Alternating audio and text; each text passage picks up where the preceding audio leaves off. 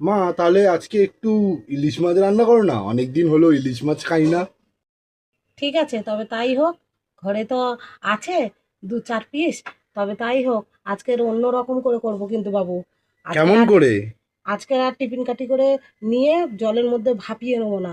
আজকে জলের মধ্যে ভাপিয়ে মশলাপাতি দিয়ে টপকা মেরে ভাপিয়ে করব।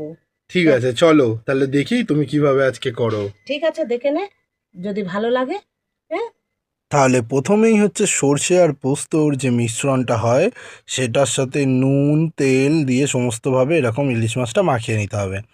তারপর এরকম একটা পাত্রে বা কড়াতে হচ্ছে তোমরা জল দিয়ে দেবে অল্প পরিমাণ, দিয়ে তারপর ওই সমস্ত মিশ্রণ সমেত ইলিশ মাছটা দিয়ে তার সাথে হচ্ছে চেরা কিছুটা কাঁচা লঙ্কা দিয়ে দিতে হবে।